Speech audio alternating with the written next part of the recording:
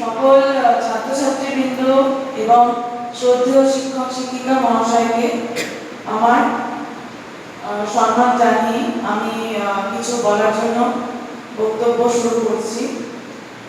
আগের আমার যারা সহকর্মী ছিলেন তারা তো বলেই দিয়েছেন যে আজকে তিনটি গুরুত্বপূর্ণ দিবস, সেটি হচ্ছে world red cross day, world red crescent day এবং আজকে হচ্ছে ওয়ার্ল্ড থ্যালাসেমিয়া ডে।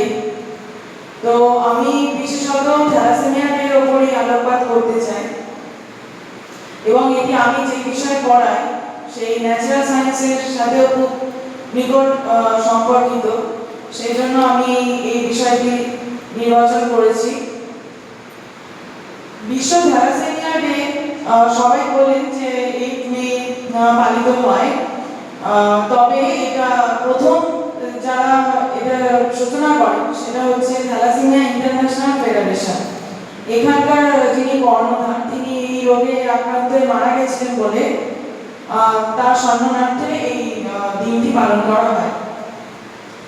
বর্তমানে অর্থাৎ আজকের যুগে আমরা যে দিনগুলি পালন করি সেগুলোর প্রত্যেকেরই একটি নির্দিষ্ট থিম থাকে এবং 2026-এর যে থিমটি সেটি আমি বাংলাতেই বলছি, সেটি হচ্ছে যে আর গোপন নয়, অশনাক্তদের খুঁজে বের করা, অদৃশ্যদের সহায়তা করা।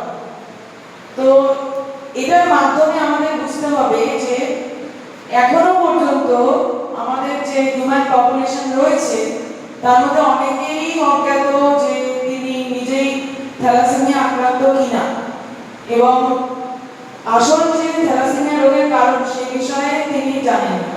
সুতরাং প্রথমেই আমাদের শিক্ষক হিসেবে কাজ হবে শিক্ষার্থীদের মধ্যে সেই মনোভাবগুলো গড়ে তোলা যাতে তারা মানুষকে এই থ্যালাসেমিয়া সম্পর্কে সচেতনতা বোধ গড়ে তুলতে পারে।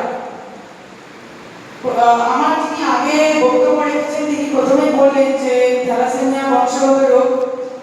আমি আরেকটু যোগ করছি, থ্যালাসেমিয়া বংশগত রোগের সাথে সাথে এর কিছু আমি বলবো যে রোগের তারতম্য রয়েছে, অর্থাৎ মেজর মাইনর এরকম কিছু ভাগ রয়েছে।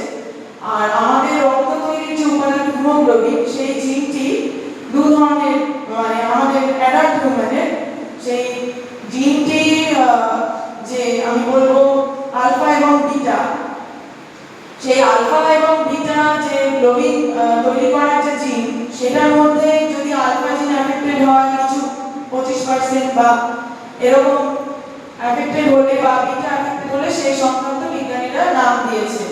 তো মূলত ব্লাড ট্রান্সফিউশন বা ঠিকমতো জেনেটিক কাউন্সিল না করে বিবাহ করার জন্য বা অন্য অজ্ঞানতার কারণে এই রোগটি ছড়ায়।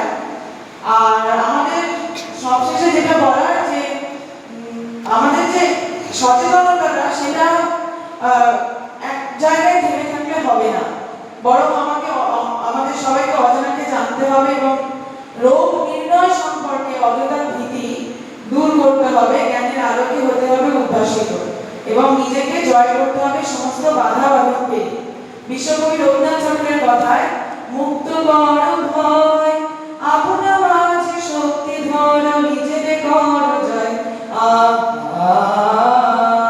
সংকোচের বিহ্বলতা নিজের অপমান, সংকটের কল্পনাতে হয়ো না মেয়মান।